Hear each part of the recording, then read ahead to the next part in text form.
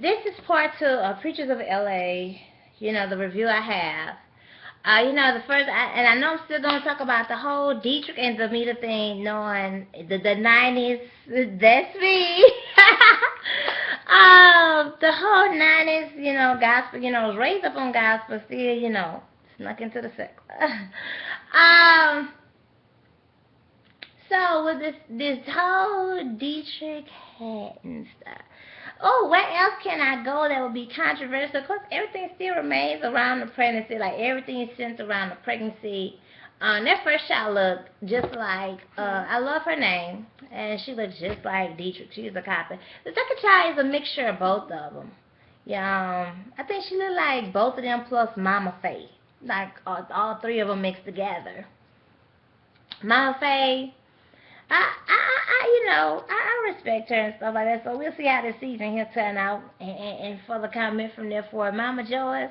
I'll tell you, Dettrick don't look nothing like his family. So supposedly in his third episode or second episode, whatever like that, they're supposed to be revealing that Dettrick is not for the man that's on TV, somebody else. He's supposed to be for someone with a daddy had left, so forth like that, because Dettrick don't look anything like the rest of his siblings, okay? And his mom, I mean, she need to, she really looks like, she kind of remind you of, what's Lil Scrappy mama name? Whatever her name is, they remind you so much like they could be sisters, next door neighbors, uh, role buddies. So she look like, I mean, what does she look like even judging Dominique, okay? And even after what she done did. So, but these would get old well too obsessed. But I did read, on Dominique's timeline when she was talking about something about okay to be, GA. About they got all this old homophobia thing. No, it's a historical culture and witchcraft behind it, and you get offended all you want, but it's reality. Don't ask me, and don't come asking me about what if this whatever. I will not be for it. Just like if your child go and murder somebody and it's not self defense, how will you feel about it? That's exactly how I'm gonna feel about whatever too. No. Didn't I tell you stop playing with me?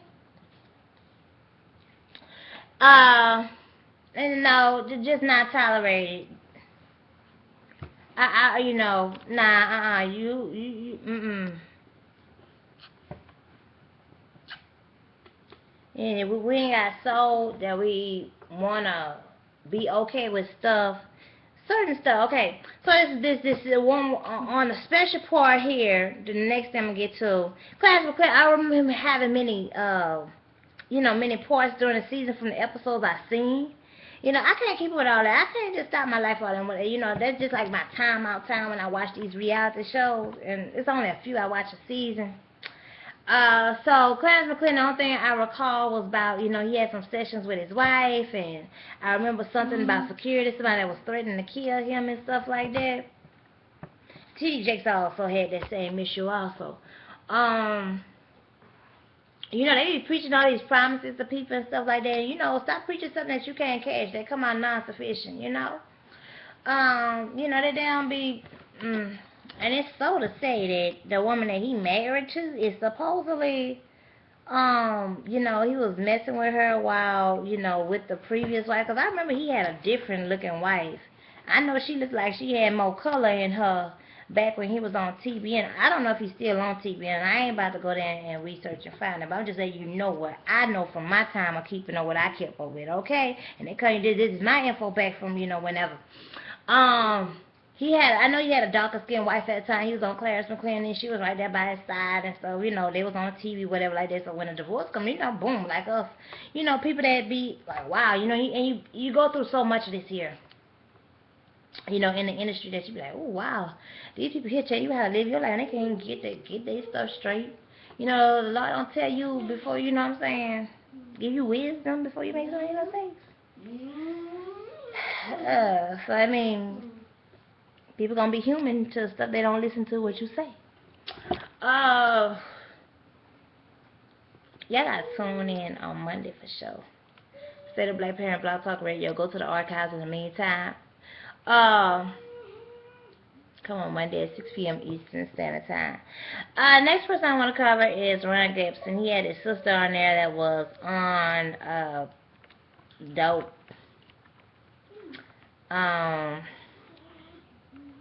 Wow.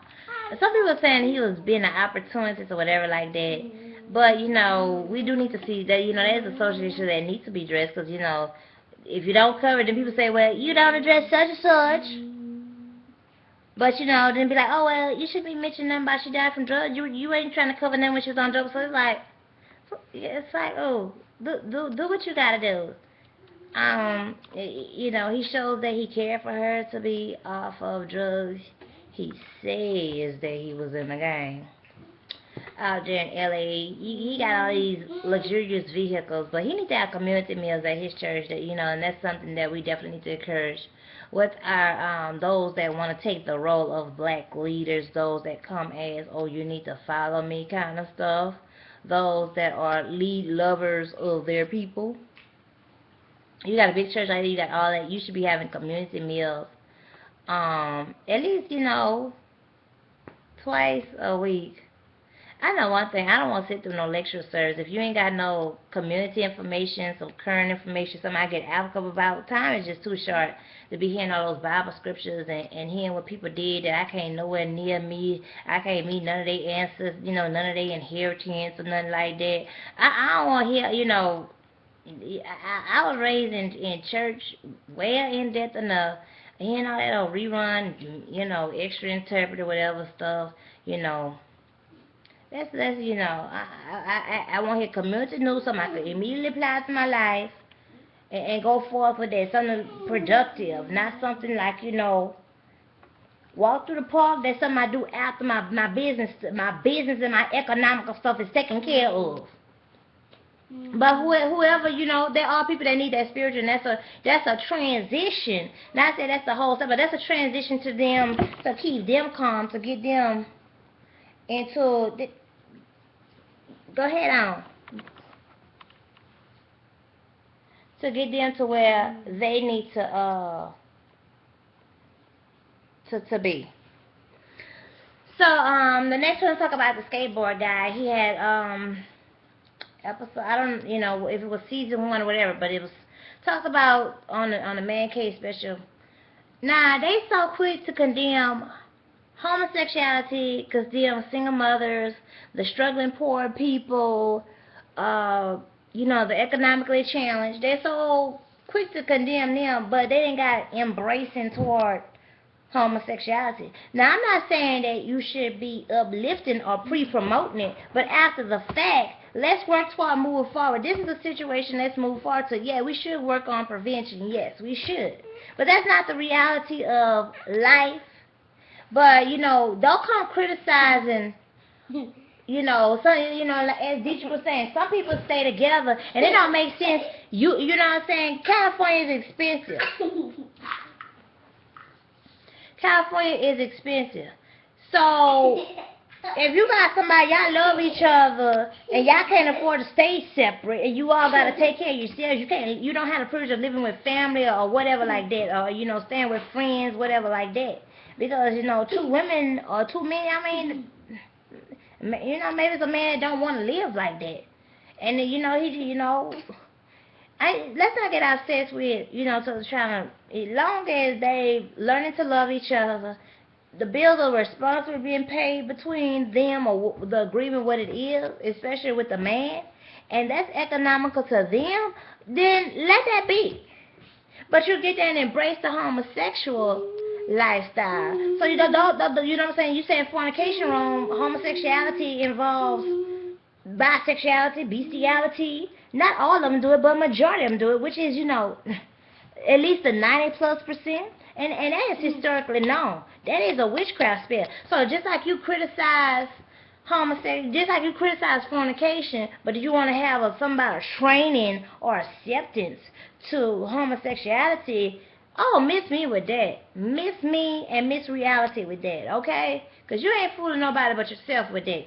Because all these little scandals coming out about who homosexual, who trisexual, who just slept with animals, who pedophiles, you know, gospel artists that, you know, the big gospel person that they didn't cover up, that they molested a whole lot of people plus gay AIDS to them. You know, I could stay to myself and read a book to myself and air out and go take a walk through the park and just let God just slowly speak through me and stuff like that. Just let the Holy Spirit speak to me without being in the presence of them. Because that is extra literature aggravation. You know, and do you go to church on Sunday and they speak about social and economical stuff? Like, they don't tell you actually, you know, what's going on in current events. They don't give you the real love. They don't give you the comfort for you to be peaceful and keep praying. So let me go back on to the rest of the people on to this show here. And don't Ray wife look like Christy? Christy, y'all know what her name is. Though I know she had 2 miscarriages. She looked just like her. What is her name? I can't think of that actress' name, but y'all know who I'm talking about. But she looked just like her. Christy Alley, I think is her name. Then the other one is Wayne Chaney. I don't know him. He have his wife. I think her name Michaela, something like that. Well, you know, I don't really have much to say on them. They like, okay, they just on the show. You know, you can't have just all, you know, you gotta have different oddballs on the show. So, you know, he said, you know, neutral, genuine, you know, I would go to a social event of his. I would go to the Wayne Chaney social event, like they was having something for the children, something of a social topic, such as, you know, help a build project or something like that, you know, and they wanted me to help organize. I would be willing to do that for them. But y'all tune in as I come back, whenever I come back. I ain't made no commitment, but, you know, enjoy the videos, check the other ones, go to the archives of State of the Black Parent Blog Talk Radio Mondays at 6 p.m. Eastern Standard Time, 661-554-9123. Preachers of LA. Enjoy.